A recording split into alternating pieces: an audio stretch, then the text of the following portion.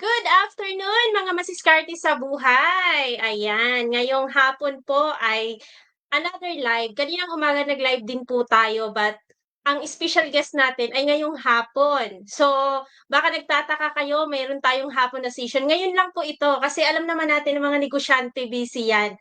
Kasi ang ating special guest ay dati po siyang mananahi pero ngayon ay talagang may sarili na silang negosyo kasama po ang kanilang pamilya. Pero syempre hindi ako ang magpapakilala nun. Pero bago yan, ako muna ang magpapakilala sa inyo. Ako nga pala si Maricel Butad, isang masiskarte po sa buhay. At eto po ay sinisikap na mapaayos yung ating mga ginagawang plano or negosyo na nai-execute na rin kahit papaano. O siya, wag na natin patagalin. I-welcome na po natin ang ating special guest na walang iba, kundi si Kasosyong or Kas Joylyn Espinella. Hello, Hi, Kas! magandang Good hapon po. afternoon! Hello, good afternoon po sa iyo, Kasosyo or Sister Mase. Thank you po sa pag-invite sa akin po sa inyo pong live. Hello po sa mga manonood ng live na ito. Ako po si Joey Lynn, isa pong may bahay. Ako po ay mother na ng dalawa at ito po kasalukuyan po akong nagbe-business dito rin po, home-based business as an online seller. Ayan po. Ayun. So, ay wait lang. Ayun, isa po siyang online seller. Pero gusto nating makilala pa ng gusto ang ating special guest ngayon na si Cass Joylyn po. Cass, maaari mo ba kaming kwentuhan kung ano yung work mo dati bago ka nagkaroon ng iyong negosyo? Before po kami po ay talaga naman mananahi ako. Natuto ako manahi sa ate ko. Tinuruan niya ako manahi sa bahay-bahay lang din. And ayun, nung natuto ako na manahi, nag-explore na ako sa mga kumpanya, nag-apply na ako sa mga pabrika. At doon ko na rin nakilala yung husband ko. And di ko akalain na ito rin pala yung magiging way ko. Oh my God. Ayan, magiging way ko sa magiging business ko rin pala itong trabaho namin na matagal kami nagtrabaho sa kumpanya sa pabrika bago kami nakapasok or nag-decide na mag-business ng patungkol pa rin sa pananahe. Ayun, so nabanggit mo Cass 'no, paano mo naman nakilala itong asawa mo ngayon, sa tahian ba or saan kayo nagkakilala? Gusto lang namin malaman din. Ayun sa tahian pa rin sister ko kasi siya, magkasunuran kami sa operations, 'di ba, yung mga yung para makabuo ka ng damit, may mga operations kayo sa isang linya. And ako nasa likod niya ako, tawag ko pa nga sa kanya kuya. Uy kuya, mga ganun. Oh. Tapos we'll never know, yung pala siya palang magiging hobby ko. Ay. Oh, wow!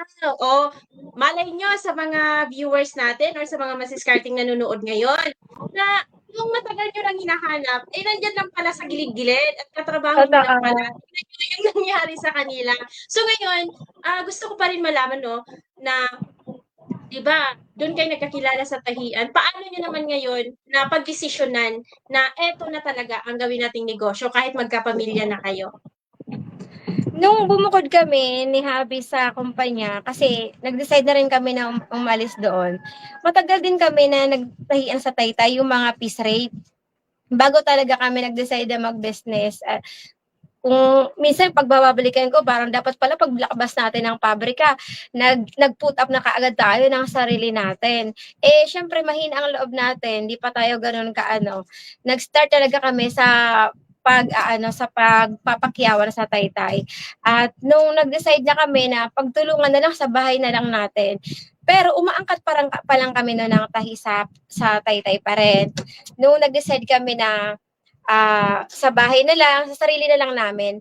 And itong 2 years ago pa lang, nung mag-decide kami na dito na lang tayo, sa sarili na lang natin, business na lang natin, gawain natin, hindi na tayo kuha ng tabas sa iba o ng gagawin sa iba, yung sarili lang natin. 2 years ago, ang tagal, bago namin na-realize na mag-put up na lang din at sa amin mismo, kami na mismo. Total, ito naman yung ano namin, yung siguro core gift na rin namin, nakakaya namin gawin to, wala kaming ilalabas sa puhunan at sa mismong kakayanan namin, nagmula yung aming business. Ayun, napakaganda. Sa mga viewers natin ha, i-take note nyo po na yun, plus na yun kapag may skills ka na kasi sila is magaling na talaga sila pagdating sa pananahi. Kaya kung papasukin nila sa business ay hindi na sila gaanong sobrang laki ng expenses na magbabayad pa ng tao para gumawa ng mga Mm. gusto nilang design. Sila na mismo ang gumawa dahil meron na silang kakayahan. So kung meron kang kakayahan ngayon, di ba? Kas, no? Kung meron na silang kakayahan, o Yes. execute na nila din yan. Oo, So huwag ngayon, natin Kas, ay tatagaling. sige. Opo, sige, Kas. Okay. Dagdag po. Ayun, sige kasi nga siyempre nandun na meron na kayong skills at nasabi mo nga kanina core gift niyo. Ano naman yung mga siyempre hindi lang naman laging kita or hindi lang naman laging saya. Kahit naman nga, kahit sa hindi negosyo, kahit sa personal na mga buhay natin. Pero sa usaping pagnenegosyo, ano yung mga hinarap niyong problema? Ah, eto talaga hindi mawawala sa pagnenegosyo yung problema sa price war dito sa pagtatahian kasi dito mostly dito sa atin marami na talagang nananahi, marami na talagang nag-o-offer ng mga damit at naglipanan na siya. Hindi sa price war kami nagkakaroon ng problema sa mga pamurahan, dun talaga kami nahirapan talagang lumaban sa mga pamurahan kasi syempre starting kami kailangan kahit papaano hindi kahit papaano may profit ba kung yung malalaking kumpanya kaya na nilang pamurahin yung damit nila kasi marami na silang mag-produce, malaki na sila, bultuhan na sila, as a starter mahirap ilaban yung presyo mong mataas at yung presyo ng same kayong design, same, bawa itong damit ko, o same ng gawa, tapos magkaiba yung price. Siyempre, sobrang mahirapan kang ilaban yung kasi lower price talaga. Pero nag-decide kami na magpatuloy pa rin sa pinanindigan namin na pricing na at least yung may value, ma-realize nila na sige, okay nga, mataas nga siya, pero sobrang sulit naman yung ibabayad natin. Parang ganun, dun na, nag-stick na kami, dun din namin yung problema ngayon, yung ang ginawa namin na rin na solusyonan na wag tayong sasabay sa kanila kasi lalong walang mangyayari kung sasabay tayo sa pamurahan. Ayun, so napakaganda po ng problema. Bakit? Kasi sa kada problema meron tayong matututunan at nabanggit nga dito ni Cass Joylyn nga na nagkaproblema sila yun nga sa pricing. Yan ang ano natin ngayon sa lahat ng mga nagsisimula at kahit sa mga malalaking kumpanya, True na. naiisip pa rin tong pricing talaga. Kasi imagine niyo, nabanggit niya nga kanina, yung suot niya, ang ganda ng suot niya, di ba? Sila ang may gawa niyan, kakagawa lang daw niyan. Tapos, yung ano, yung pricing naman, magkapareho ng tela, kumbaga yung quality same, pero ang pricing is, kumbaga, ibang-iba, magkaiba. So, yun yung naging problema. Pero, Kas, syempre, kung may problema, there's a solution. Paano nyo naman Yes. nasolusyonan tong mga ganyang problema?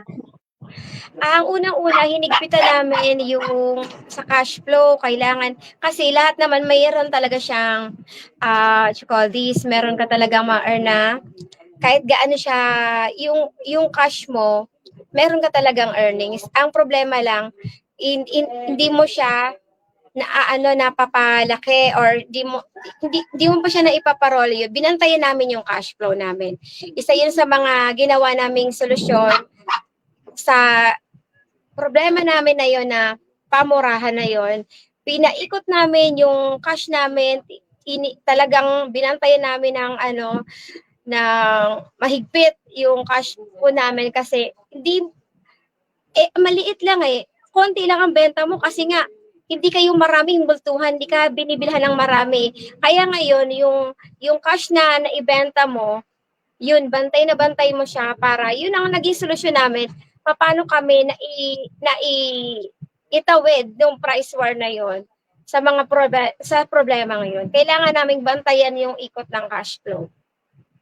Ayun, so sa mga viewers natin ha, kailangan bantayan ang cash flow kasi ayan sila, kung hindi mo babantayan, alam mo yun, di ba Kas? Baka meron ka pang idea dito Kas no na mas malaki ang nagiging expenses kaysa kita. Kumbaga, marami yung gastos kaysa kita. Ano yung masasabi mo dun Kas? Kung bakit sobrang mahalaga din yung cash flow? Baka meron kang gustong idagdag. Ang cash flow natin, lahat tayo ng business natin, kung malakas na yung ulan nun eh. Naririnig ba dyan? Ayan. Hindi siya naririnig. Okay. Thank you, Lord. Bale, ang ginawa namin, ang cash talaga, cash is king talaga sa pagbe-business. Kapag hindi mo siya nabantayan, talagang mauubusan ka.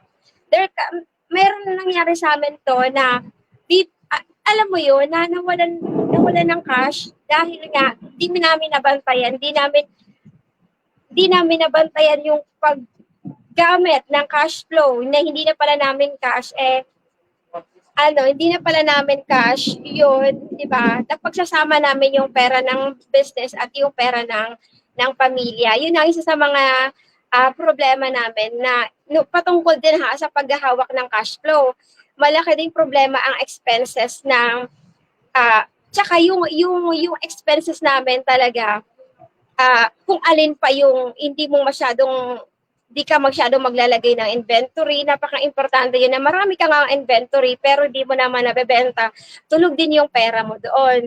Kaya yun ang pinakaingat-ingatan namin. Dati masaya ako na marami akong stocks. Gusto ko yung stante ko maraming laman. Pero hindi pala yun. Dapat ubos-ubos din kasi tapos gulong ulit yung cash mo. Tapos may yung nagkakalaman yung stante mo tapos naubos ulit. Dati kasi ang lungkot ko kapag walang laman yung stante ko, pero ngayon okay lang pala na walang laman. Importante hindi nasutulog sa stocks yung cash. Yun ang natutunan ko sa paggagamit din ng cash flow. Patungkol din sa cash flow problem. Kuya, dami ko ditong na-take note kas, no? Gusto ko lang i-summary na ito yung solusyon kung halimbawa merong mga viewers natin or masiskarte or sa mga viewers din ni Kas Joylyn na nanonood ngayon na una, na solusyon na ginawa nila kasi nga meron na silang problema. So, dito na tayo sa solusyon. Una, binantayan ang cash. Pangalawa, sinabi din niya na cash is king. Dapat pag king, importante yan. Inaalagaan yan. Tapos, yung personal at saka business, alam mo, natatawa ako, Cash, kasi relate ako dyan nasasama yung personal at saka sa business. Akala mo may pera ka, kaya gumala ka na, saan-saan ka na kumain. Yun pala. Di mo pera. Oo, pera pala yun ng negosyo. Nakala mo kumita ka na tapos iyak later ka na. 'Di ba? Totoo yan. Oo. Ngayon naman kasi nga 'di ba nabanggit mo na yung mga solusyon na yun. Tapos na-apply nyo na ngayon at alam ko mayroon kang tinuro ng malupit ang ating mentor, no, si Kasosyong Arvin, yung accountant, 'di ba? So, since alam mo na yon yung mga nabanggit mo kanina na solusyon, gaano ito kahalaga na kumbaga nagkaroon na ng transformation sa buhay ninyo, sa negosyo at syempre sa inyong buong pamilya? Ay grabe, sobrang laking tulong ng accountant ni Kasosyo Arvin. Dito sa ginagawa namin. Kasi alam mo yung basic lang yun eh. Kaya lang hindi natin naiintindihan, hindi natin nababantayan yung income. Alam na natin yung income minus expense, di ba? Pero, hindi, yung kasunod pala nun, yung inventory listings, lahat pala yun, bahagi ng business mo, lahat yung tututukan mo. Wala kang isa sa walang bahala doon. At ito pa, yung pinakang hindi ko dapat ipagpaliban na gawin, yung maglista ko ng 10 p.m. Kailangan gagawin ko siya before ako matulog. Dapat alam ko yung numbers, alam ko yung data, alam ko yung magkano yung expenses, and lalo na yung profit. Yung profit sa dulo, napaka-importante. Meron ba? Duguan ka ba? Or luhaan ka ba at the end of the day? Ayun, ang laki ng tulong na accountant ni Kasosyo Arvin. At grabe, sana talaga mas marami pang makapanood ng mga business owner. Maliit man o malaki, need natin itong maintindihan eh. Kasi minsan nawawala na isa sa walang bahala natin to. Kaya hindi talaga yung sinasabi ko sa Arvin na hindi lumalaki yung business. Kasi nga, ayun, akala natin doon lang tayo magpapaikot-ikot sa income minus expense. Hindi. Marami kang babantayan, marami kang tututukan. Ayun, napakaganda 'no. So sa mga isingit ko lang pala 'no, Cass Joylyn 'no, kasi nabanggit na natin yung accountant na sikreto natin sa ating, nasalihan na isang community ang KMG. Kung tawagin natin Kasosyong Malupit Group 'no, yung community. Ngayon, kung gusto niyong mapanood yon, kung isa kang, nagsisimula or medyo malaki na yung negosyo mo, visit niyo lang po yung, page ni Kasosyong Arvin at mapapanood niyo po yung kanyang mga itinuro do'n, nagla-live siya. Pero yung iba na-delete na. Kaya meron din siyang ginawang programa. So, mamaya isisingit na lang namin yon para matuloy lang din po yung aming usapan. Ngayon, Kas, ako may pinaniniwalaan. Ikaw din may pinaniniwalaan ka for sure. Ano yung pinaniniwalaan mo, Kas, sa iyong journey sa pagnenegosyo? Ako naniniwala talaga ako na gaano man kaliit ang ginagawa natin, na gaano man 'to, napaka-imposible kapagka lagi natin ipinagpatuloy, araw-araw hindi tayo magsasawa na gawin, pagpag lang 'pag nabu-burnout, pagpag lang, kilos lang ulit, bangon ulit, ikot ulit, kung patuloy ka lang, 'wag kang 'wag kang titigil. Yun lang naman, eh. Kasi lahat ng matagumpay nagsimula lang din naman yan sa wala, eh. Pinagpatuloy lang din nila, ginawa lang din nila. Siyempre nakatingin tayo din sa bigger picture din, 'di ba? Kung saan din papunta 'tong ginagawa natin na magbibigay sa atin ng flame din yung, ng burning desire na magpatuloy dito sa ginagawa natin. Grabe 'tong ang lakas ng ulan, naririnig niyo ba? Oo, Ayun, malakas na ba? Hindi ko malakas yung tunog. naririnig. Ay, Hindi sana ko hindi naririnig sa dito. live, 'no? Oo. Oh, sige para mapabilis na at ma-share mo na talaga yung mga pinakaimportanteng bagay bago ko pa man nakalimutan ito, ay gusto ko rin po 'no na mai-share mo sa amin Kas, napakaimportante lalo na sa mga gusto rin magsimula at gustong gawin ang katulad sa'yo nag-create ka, tapos, nag-connect ka sa isang community tapos na-convert into sales. Ano yung mga advice or tips mo kaya sa mga, gustong gumawa ng sarili nilang produkto at paano sila magtrabaho ng malupit para ma-convert into sales po? Ang ano ko lang diyan, advice ko lang sa mga gustong pasukin ang negosyo sa larangan man ng pananahi or kahit saan man, ay mag-start ka kung saan anong meron ka. Start on what you have. Isa sa mga hindi ko makakalimutan diyan, yung mag-start ka kung anong meron ka. Hindi mo kailangan ng puhunan, hindi mo kailangan ng puwesto, kung nasaan ka man ngayon, mag-stay ka diyan, gawin mo kung anong kaya mong gawin, diyan ka mag-umpisa at time will come, hindi siya madali. Wala namang madali. Wala naman talagang madali. Pero kailangan mo lang din magpatuloy. Hakbang ka lang, bukas ulit, hakbang na lang ng hakbang. At di mo maalalaman, nandun ka na pala yung next step mo ay dun ka na pala sa pinagdadasal mo. At syempre, huwag kang kalimutan na mag-pray talaga kasi wala naman talaga ibang tutulong sa atin kundi ang Panginoon natin. At syempre, huwag tayo makakalimot. Gaano man kabigat o kaganda, kasaya yung business natin, ay wala tayo niyan, di sa atin yan, kundi ibabalik natin lang yan lahat sa ating Panginoon na may bigay at may kaloob ng lahat ng meron tayo. Kaya patuloy ka lang kung ano man ang gusto mong isahan, gawin mo na kaagad. Isa sa mga ah, maganda talaga, huwag ka nang masyadong mag-iisip. Umpisahan mo na kaagad yan. Kung anong napanood mo to, meron kang nakikita kaya mong gawin, mag-drawing man yan, or kung ano man na kaya mong gawain at kaya mong i-convert yan into sales, kaya mo yan. Mag-start ka lang and then araw-araw hakbang lang. Ayun, so napakaganda po 'no, baka meron kayong mga takeaways mamaya i-record, I mean i-take note niyo na 'yan. Ay nabubulol ako. Ayun, so nabanggit ni po ni Cass 'no, ang in-advice niya sa atin para maka-create, ma-connect tayo sa anong community perfect para sa atin at, ma-convert into sales. Unang-una ang nabanggit niya is start on what you have. And then isa pa sa nabanggit niya na 'wag kumbaga walang madali. Kumbaga hakbang lang ng hakbang. Tapos minsan nahuhulog ka, hakbang ulit. Kung saan ka nadapa, doon ka ulit tatayo. At isa pa, umpisahan mo na daw agad. So kung nagdadalawang isip ka pa, isa sa patunay po ang ating guest right now na ayan tuloy-tuloy sila at hindi lang po siya, magkasama sila ng asawa niya sa kanilang pagnenegosyo.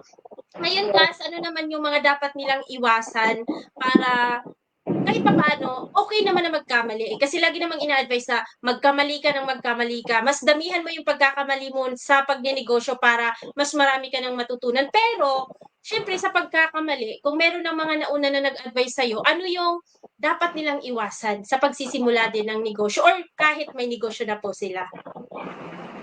Iwasan mong gumastos ng hindi sa'yo, yun talaga yun. Kasi wala kang patutunguhan. Tsaka yung pagbibisyo, kami sa amin ang hobby ko, wala kaming bisyo. Kasi marami kang makukuha. Yun, sa magsi-start ka ha, may business ka nga, tapos may bisyo ka, parang mapupunta doon lang din yung mga earnings mo sa bisyo mo at di mo na malaya na wala na pala. At ang ano, iwas ka na lang din sa mga tropa, mga barkada mo na alam mo, you can magiging katulad ka nila eh. Kaya kung alam mo yung barkada mo hindi siya business minded or kung ano man may mga bisyo siya, iwas ka na lang doon. Yun ang iiwasan mo mga tao or makipag-communicate, makipaghalubilo ka na lang sa mga like-minded mo na mga brain cells, mga katulad mo mag-isip, mga katulad mo mga nag-execute ng mga businesses, gaano man yan kaliit or kalaki, talagang may papapaghihingan ka ng tulong, suporta at mga mga words of wisdom na kailangan mo din as a person para mag-grow ka din as a person. Ayun, napakaganda po. So, ayun ha, may nabanggit do'n si Cass na yung bisyo kasi, disclaimer sa mga may gano'n nga na bisyo, kung gusto niyo talaga na kahit papaano magbago ang buhay, hindi naman madali talaga din ang pagbabago ng buhay, pero I mean, malaki po siyang kabawasan sa ating mga kapirahan, 'no? And ayun, wag gastusin ang hindi sa'yo. Kung para sa negosyo. Kung personal, do'n lang sa personal. Kasi do'n tayo madalas nagkakamali. Kaya yun nga, dapat daw natin itong iwasan. Ngayon, Kas, syempre 'no, dahil nagkakilala kami ni kasosyo sa isang community, gusto ko rin na maibahagi mo rin sa amin, Kas, yung community mo para sila din ay makasama. Ano po ba ito iyong, community, Kas? Ayan, hello mga sisters ko. Meron po kaming community na ginawa ngayon na pwede niyo bisitahin. Yun pong ating samahan ng mga online sellers sa Pilipinas. Ayan, meron na po mga members. Sa totoo lang, bago lang po itong gawa. At kung online seller ka, pwede ka pang mag-group. Ito po ay naka-public, kaya join lang po kayo dyan sa aming pong samahan ng mga online sellers sa Pilipinas. At pwede rin kami bisitahin. Meron po ako din isang group na katindera sa Palengke Group. Pwede rin bisitahin. Pwede kayong mag-apply doon or kung ano man po yung diba, wala kayong trabaho ngayon, gusto mo maging kargador, may mga ganun sila doon na pwede kayong mag-apply kung wala pa man po kayo. Kung gusto pong mag-umpisa bilang trabahante, meron pong available doon. Yan po, Cass. Ayun, sige. Ngayon naman, Kas, 'no, ang bilis lang po ng ng usapan natin. Patapos na po tayo kaagad, grabe. Grabe, 'Di oo, ba? bilis lang. Oo, 'di ba? Pero siyempre, gusto ko na magbigay ka pa rin ka sa amin ng message, 'no? And after mo pong magbigay ng message sa aming lahat, sobrang nagpapasalamat na kaagad ako sa'yo. Kahit medyo makulog, maulan, ay andiyan po, present po si Cass, kaya sobrang thankful po ako. Cass, ano po yung inyong maibigay na message po para sa ating mga viewers? At promote mo na rin po yung mga social media account mo at kung ano yung mga ino-offer mo na produkto dito. Ayan, ako po ay marugdog na nagpapasalamat sa masuskarte dito po sa iyong segment na ito sa pag-imbita mo po sa akin. Grabe ang lakas ng ulan pero walang perfect timing kaya go pa rin tayo kahit ang lakas ng ulan. Kailangan pa rin natin i-go to. At ako po talaga naman ay Ayan, bisitahin niyo po kami. Lagi po ako nagla-live sa Shopee at sa TikTok. Sa amin pong page. At sister ko ang page namin at Sisters Glam Apparel. You may visit us on TikTok. Nagla-live din po ako dyan mga sister ko. And also we have Shopee. You can visit us on Shopee at Sisters Glam Apparel or you may visit din po us on our Facebook page at Sisters Glam Apparel. At syempre po, bisitahin niyo rin po yung mga uploaded videos. So may mga konti-konti po akong sinishare ng mga videos, mga natutunan ko along the way as a mananahe turns entrepreneur. May mga pina-upload din po ako sa aking Facebook page. Bisitahin niyo po ako sa aking Facebook page at Joelyn Espinilla. At maraming salamat po, Sister Mase, sa pag-imbita po sa akin ngayong hapon. Maraming salamat po sa pagbahagi sa po ng inyong pong oras ngayong araw na ito. Ayun, thank you so much Cas din, no, sa iyong time. Alam ko napaka-busy po ninyo. Pero bago po kami magtapos, ay syempre ipakita ko na rin sa inyo yung aking FB group, ang Masiskarte sa Buhay. Pwede po kayo dito mag-join. Ang aking business page, ayan, Tindahan ni Mase. At eto po, kung saan kami nag-live ngayon, Maricel Atibagos Butad. Maraming salamat po sa mga tumutok sa live na ito, kung replay man or kung ngayon sa live nandyan ka pa, mag-comment ka naman dyan kung ano yung natutunan mo. At kahit replay na, mababasa pa rin po yan ni Cas Joylyn. At syempre, yan, ang kanyang mga social media account no sa kanyang negosyo. Araw-araw halos itong nagla-live si Cas Joylyn sa kanyang TikTok. Kaya ito po mismong nasa kanyang likod, yan po yung kanilang mga mapa Shopee, TikTok, or sa kanyang business page sa Facebook. Ayun, Cas, maraming salamat and let's end this live and thank you! Ayun. Bye for now.